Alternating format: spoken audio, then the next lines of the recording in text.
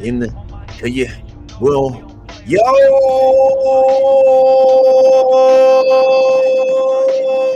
guess who's undefeated? What's going on, y'all? Listen, it's your boy, the real Ben Staley. Report live, report live. Happy to report that we are 2-0 this year already. Hallelujah. Hey, and I ain't gonna lie, I'm gonna go ahead and milk this because we know this ain't gonna last forever. Let's just go ahead and keep it 100. Let's keep it 100. We happy as hell right now. We floating because we have thus far a good series to start off the year with.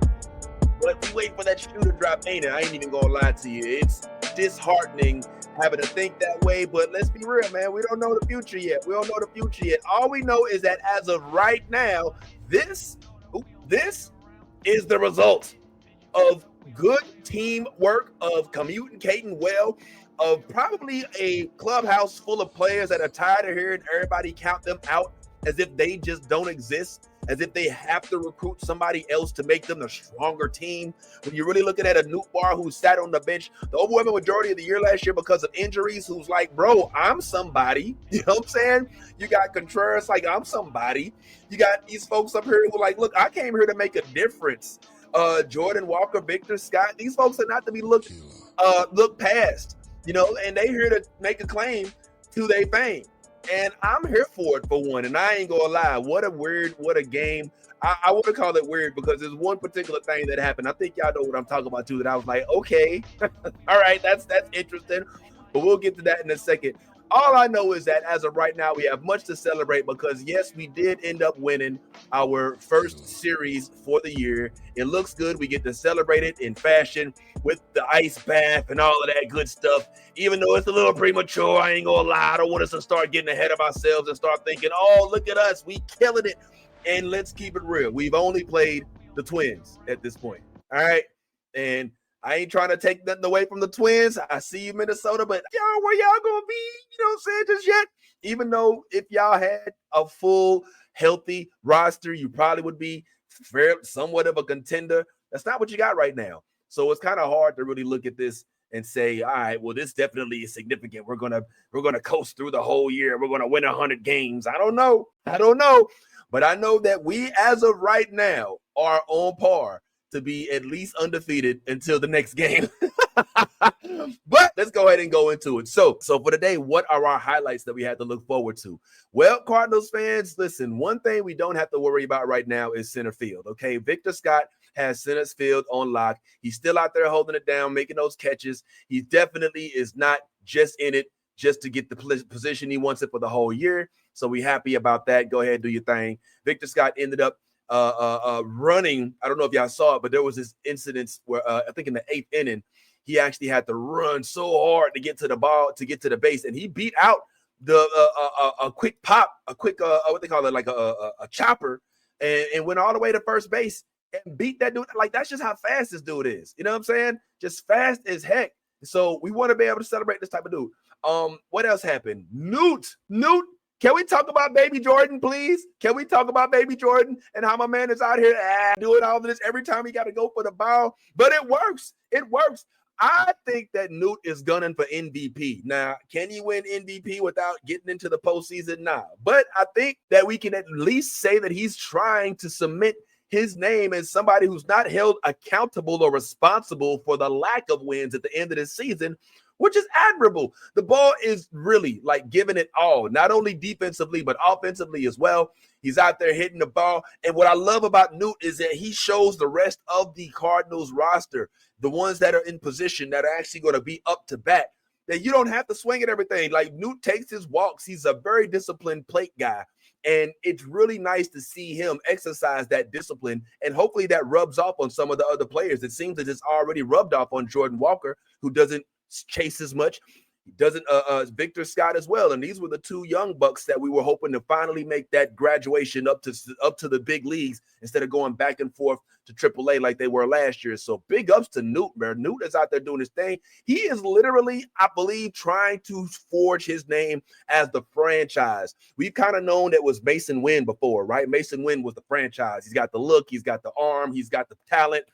He's not on this year. He's batting last. Like, he's literally the last one on the roster. Excuse me, not the roster, but the lineup. He went from being first in the lineup to being last in the lineup. And that says a lot. And I don't know if that necessarily means he's going to have a bad year, but it does mean that the spring training probably wasn't up to par, or at least it wasn't up to par with Lars's. And they can depend a little bit more on Lars's capability to actually put the ball in play on that first at bat. So I think that's why we're seeing what we're seeing right now. And I, for one, am not mad about it. Now, the other thing that I think is interesting is that your boy, Ivan Herrera, has come to play as well. Now, some of y'all may notice that the Cardinals been doing the baby bird a lot lately. If y'all peep the baby bird, it's like a new thing now. It's kind of like our version of, the Royals do like a little thing like this, but it's kind of our palm tree. You know what I'm talking about? You know how like how the Dodgers get up a base, and every time they get on base, they go, oh, do all this crazy shit. I'm saying, you know, like, this is the Cardinals thing, and I thought it was dope. I love how they do the whole little, you know, like this, but this, I ain't gonna lie, whatever Ivan Herrera is doing right now, I don't think that's the baby bird. I feel like that's the crane kick. This feels a little more Danielson, a little more Miyagi go. I don't know if he's at a baseball game or second base, or if he's on the beaches somewhere in Santa Monica doing crane kicks off of a pier while he's learning how to get balance. Yes. Danielson. Oh, yes. Ivanson. They can show you learn how to do, show me the crane kick. Sand floor. It's I see Ivan. He got the right though, because the ball's been on point. Like, the dude didn't strike out the last game at all. This game he had a fairly decent one. Oh, he batted, I think, 33 again. He's on point. He's doing his thing, and no missed throws today. Unlike the first game where he got a little anxious and threw the ball all the way in the center field where he was trying to catch somebody trying to steal second base. So one time for your boy Ivan Herrera. Good to see you, homeboy. And guess who else comes to the plate? Like, damn near every time now. Your boy is undeniable. He is here, and I feel like I'm not going to say he's here to stay, but he's definitely here to put his stamp on this season, and that is one and only Nolan Arenado. The dude is not going down without a fight. He going to be like, yo, look, bro, if y'all going to leave me, trade me, do whatever it is you do before the deadline, one thing you ain't going to have is a bad rap on me when I leave. He is out there trying to get us out there, man. The boy, you know what I'm saying? He's the vet on the team. He's our guy, and he's delivering hits a double off of Alcala. Now, here's something that I thought was real interesting. I want to break down this real quick because I don't know if everybody really paid attention to what all happened in this play. So if you were watching, you noticed that in the second, what was it? The second inning? I think it was, was it the second inning? No. It was I think it might have been the third inning. But they actually came and put their relief pitcher in, because it was the starter was Joe Ryan, right? Joe Ryan was the starter, but then they put in their relief pitcher Alcala. Alcala comes in, right, and Newt goes up. Oh wait, was it Newt? I'm tripping. I'm sorry. I'm saying this wrong. I got to get my analysis right. It wasn't Newt that went up. Newt did go up at one point in time, but I'm talking about Arenado. Arenado goes up, right, and he gets at bat. When he goes up to bat, he swings, hits the ball, and the ball ends up hitting Alcala in the arm. Now, as the ball hits Alcala in the arm, you're like, all right, is he going to be okay? We don't know. Who knows? Maybe, maybe not. We'll see. But after he hits him in the arm, he proceeds to have an inning where he cannot basically throw a strike. Nolan hit him in that arm. Bam! Line drive. Boom. Hit him right here in the shoulder. Right? And so trainer comes out. Nolan, I think, gets a double off of it. Right? Next thing you know, Alcala's sitting there with a hurt arm, but he just got put in the game. Here's what's significant about that. When you're put in the game as a relief pitcher, you have to take at least 3 at-bats. Those are the rules. You have to take at least 3 at-bats. So when Alcala gets hit in the arm on his first pitch, on his first at-bat, they can't take him out. They can't take him out. He's up there with a hurt arm. Well, let's say it's hurt. Let's say it's been hit. A hit arm. All right, I don't know if it's hurt or not. And it looked like it was showing him a little pain, right? And so rather than being able to be like, oh, man, our guy is hurt, they had to keep him in for 3 at-bats, 2 more at-bats after that. So guess what happens? So then everybody that goes up doesn't swing. Don't swing. He's got a hurt arm. He can't throw a strike. So for the next two at bats, I believe they take walks. And it's so dope because it's like they're really using the baseball IQ thing. It was almost like I was seeing Whitey Ball revisited in this game, or maybe this whole series. I heard somebody say there's a time to hit and there's a time to slug.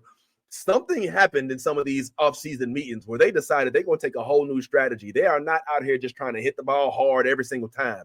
They're trying to put the ball in play and get whoever's on base home, as you should. Shout out to Whitey Herzog and Ozzie Smith in the 80s and the 80 Cardinals, Vince Coleman. You know what I'm talking about.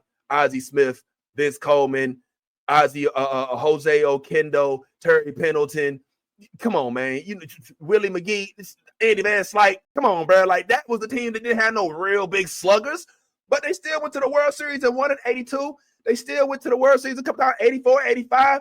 You know what I'm saying? Out here, man. It can be done. We don't need we don't need Big Papi or Vladdy Guerrero or Aaron Judge on our team. All right, we got Newbar. We got Burleson. We got Jordan. If Jordan can hit, not slug, just hit. Just get on base.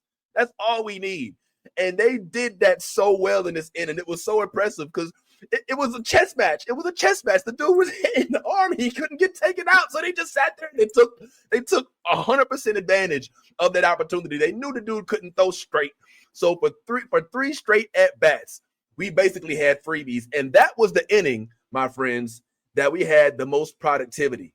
And so that's how you use your brain. That is how you use your baseball IQ. And I want to say shout out to y'all. Man, that's crazy to me. All right, that's crazy. So then after Nolan gets hit up, Ivan comes after him, ends up hitting the RBI, knocks Nolan in. We score again. It was just phenomenal at bats from the team. All right, Jordan Walker gets hit by a pitch.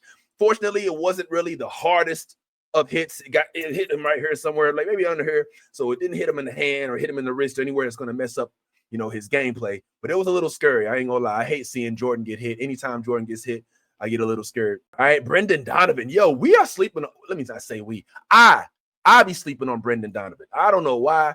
The dude is like one of the most intense, one of the dudes who executes on the team. He's consistent. You don't have to worry about Brendan Donovan. He's not gonna let you down. So I'm happy that he's out there doing his thug thizzle.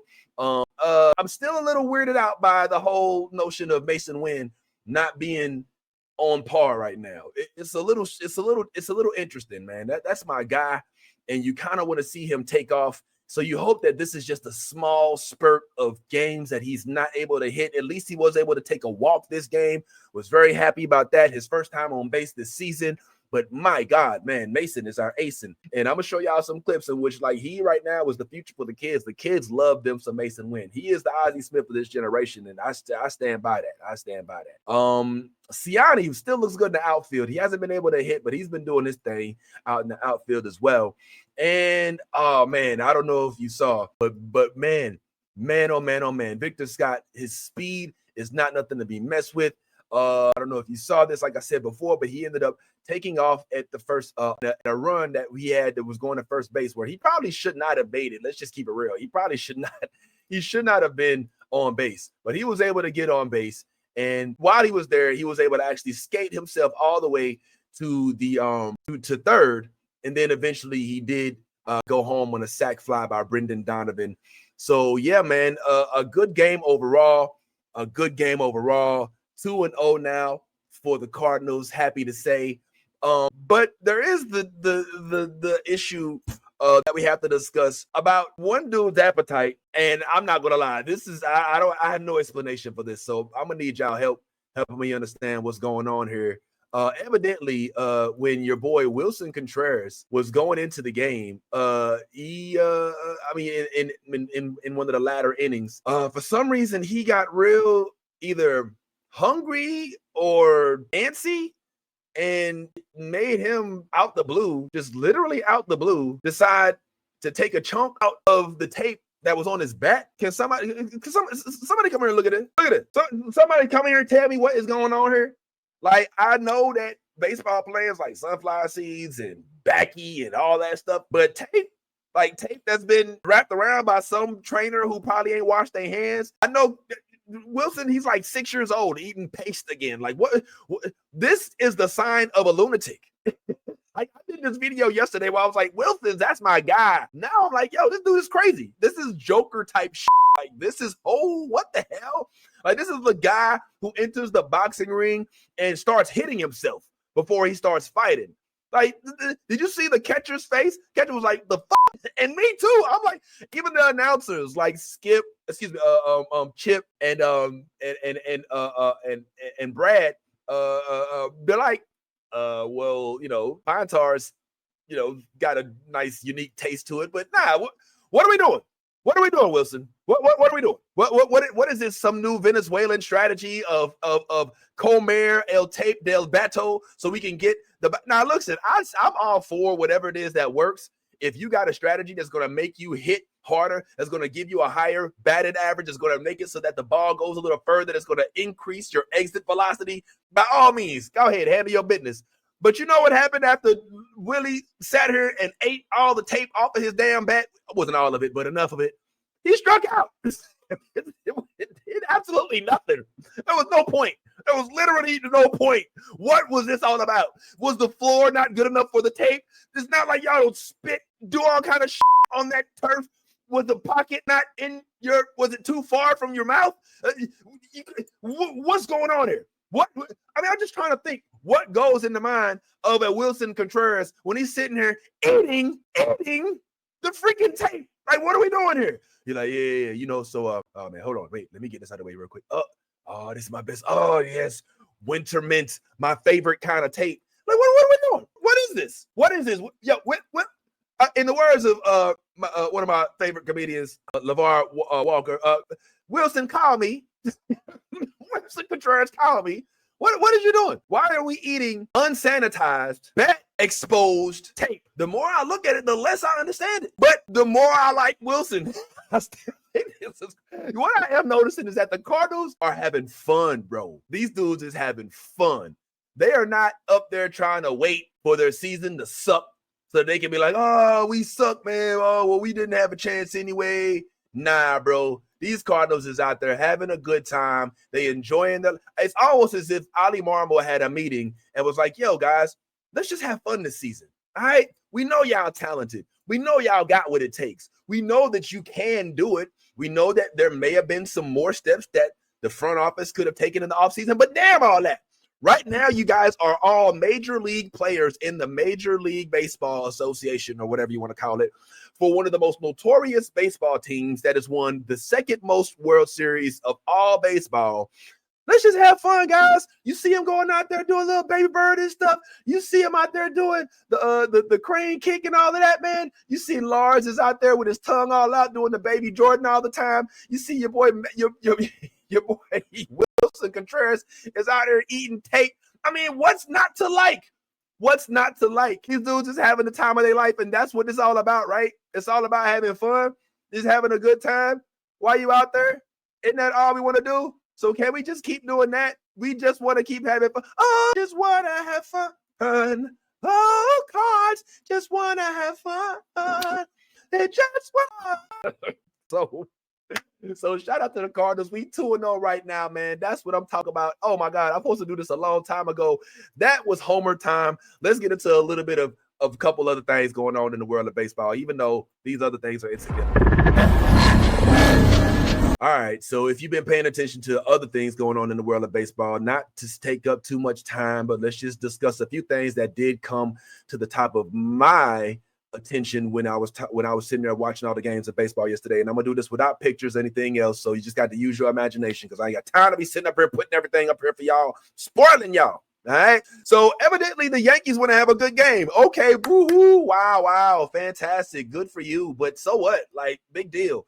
Let's keep it real. The Yankees had 20 runs hit off of a very, very, very, very much up in the air pitching squad in Milwaukee. You know, we remember that Milwaukee did actually trade away their airbender for Nestor Cruz and Nestor Cortez. And if I'm not mistaken, it was Nestor Cortez who started this game. All right, he was the starter. And let's remember, Nestor Cortez is the reason why they lost the first game World Series in 2024, because he pitched that ball to Freddie Freeman right down the middle, beat him, grand slam, and then they ended up winning that game. Nestor Cortez is not him and Devin Williams both. They just swapped failed closers. I'm sorry, I don't mean to call y'all that, but you did have bad postseasons. I'm sorry. And Nestor ain't even a closer. Now they got the dude starting. And what does he end up doing? Giving Aaron Judge three home runs, bro. 3 home runs. Jazz hit a home run. Belly hit a home run. Even Goldie, our Goldie, hit a home run. All right, so now the Yankees fans over there feeling, oh, we did it. We did it. Okay, so what? Y'all did it. Y'all had a good game against a mediocre pitching staff. All right, fair enough. All right, I know I sound hypocritical because we did the same thing. The Twins, we didn't necessarily have it's not like we were going up against the Dodgers firing squad, okay? So, yeah, you had your little game. It's kind of cool to see. I think this is more significant because folks was trying to see whether or not the Yankees will have any success without their Juan Soto, since they lost that Juan Soto race. So I'm not happy for y'all. I do like Aaron Judge. I hate the fact that the Yankees fans always want to get rid of him because he does not produce in the postseason. So that is a whole thing. But I ain't gonna lie, it's kind of cool to see the Yankees have a good day, but I'm not hoping that this day continues into a whole rest of the season. I have been on record saying that the Yankees won't even make the playoffs this year, and I still hope that that's the case, even though I get the feeling that this game right here is not going to help that prediction come to fruition. So that's the whole thing. The Phillies ended up winning by not by double digits, but they did get into the double digits. They beat the Nats, which I'm eager to see the Nats because, the Nats got all this hair on their team now. You know what I'm saying? Well, I mean, I guess only with Josh Bell and names on the spot always gonna get me in trouble. But CJ Abrams, but it's from what I understand, my man in the outfield, James Woods, and cut his hair, and I think he looks a little funny without his hair. It's kind of Samson-esque. Handle that, homeboy. What's some other things that happened that was interesting? Well, you know what? While the Yankees were sitting here doing their thing and trying to make sure that they could secure their legacy fairly decently, on the other side of New York, even though they weren't in New York, they were actually in Tampa, the New York Mets struggled a little bit, did they not? I mean, the one thing that seems to stay consistent is that Juan Soto is always going to produce. Like, whether his team is good or not, he going to do his thing. Like Stephen A. Smith say, don't let it be you. Juan Soto ain't going to let it be him. He went up, he hit his home run, he did his thing. He had him a decent game. He got on base. He even took a walk. He didn't get that. He didn't let Hader get him off base like he did before when he actually tried to throw him a sweeper when he was expecting a fastball. Then Soto's his plate IQ is immaculate. Like, you cannot not consider how dope of a player this dude is when it comes to him being on base. So yeah, Soto's gonna do his thing. Now, as for everybody else, man, Francisco, where you at? You leaving your boy hanging. Like, your boy hanging, Francisco. Pete Alonso. Bro, what's the 60? What's all that fuss in the offseason for about you needing to get more money and you want to get 6 years if you can't put up the numbers behind Juan Soto? You're not protecting him right now. I saw some folks being like, oh, yeah, well, you got to keep in mind, like, oh, he was with Aaron Judge. He ain't with Judge no more, and that makes him getting certain pitches. Certain pitches, my ass. You remember last year in the playoffs, they were walking Juan Soto. They were giving him the four finger. Nah, we trying to intentionally walk. We want to get the Judge. So Soto ain't worried about all that, but he should have a support staff, because if they do start walking Soto to get the Pete Alonso, if Pete ain't doing nothing, then guess what? They ain't gonna be able to do nothing with Soto's. They're not gonna be able to take full advantage of the talent that Soto brings and the threat that he brings to a lineup. So hopefully they get that fixed. I mean, Vientos, man, one of y'all got to step up. After Soto, you got you got Alonso, Vientos, Nemo, Winker. One of y'all gonna have to step up and do something. All right, we're hoping Alvarez comes back healthy, I'm sure. But damn, you got like literally one of the best players at the bat on your team right now, and the rest of the team isn't showing up. But you know who did show up? You know who did show up to that game yesterday? You know who did? It was the dude I told y'all was going to show up. It was the one and only Jose Siri, who came from Central Florida, all right, to join the Mets squad in the offseason as a trade, right? And we know Siri ain't really big on hitting the ball. He's gonna have a little trouble, you know what I'm saying, when it comes to hitting the ball. But the dude's exciting. The dude's electric. The dude practically stole home yesterday, even though he wasn't necessarily still at home. He he did go home. You know what I'm saying? And while he was on base, he actually went to home when the pitcher wasn't looking. It was a crazy play. I really wish y'all could see it. It's not showing up nowhere online. But yo, Siri did his thing, and they're gonna give Siri his respect. Right now, they're not really showcasing my man the way I believe he deserves to be showcased. But Siri definitely brought his name to the forefront yesterday. Very aggressive, ran around the bases, got on first base, stole second base, stole third base, right? And then off of a real quick pitch, off of a real quick chopper, ended up taking advantage of home. Pitcher looked over at Siri. He wasn't running, turned around, threw it to first base, and then bam, while Juan Soto was running to first, he went ahead and took home base. So you got to give it up for Jose Siri. The boy did his little thizzle, and I like Jose Siri, man. He came out of Tampa. He wasn't that great, but exciting dude. He dances, he laughs, real fun to watch. A lot of other stuff happened in the league, but that's all that really caught my attention for this particular time. I will say this last thing before I get up out of here. The one thing that's very interesting to watch from the outside looking in is this thing that's going on with the Red Sox, with Rafael Devers and Alec Bregman, and them kind of having to battle it out for that third base spot. Like it's a very, very interesting dynamic, because Rafi came out very strong against the whole notion of him being moved out of the third base spot for somebody who just got brought into their team. But even though Alec Bregman had a gold glove and everything, it's like this dude who was experienced, he actually has a ring from Houston. Rafi's like, I don't give a damn. I play sailed. And all of a sudden, you look up Alex Cora's like, nah, you don't play third. Matter of fact, you don't play defense. You're just a DH from now on. And so ever since that happened, Rafael has not hit one ball, period. Like, the ball's been striking out like crazy. Like, he's been doing terribly. And you can't help but wonder if it's a mental thing, if it's him being like, well, damn, if you know what I'm saying? Y'all paying me all this much for so many years, but yet and still it feels like I'm not really that valued here. So am I going to try? Or is it, man, am I as good as I think? I mean, there's so much going on. I am so fascinated by this whole concept, but I ain't gonna lie. I don't care. The Boston Red Sox are interesting to watch this year. The staff is nuts, especially with the Christian Campbell. That dude is yo. I wasn't ready for how good this dude was. Right, like as a first year dude, he's killing it out there. Rafael Sedan, boy, is hitting. He's on point right now.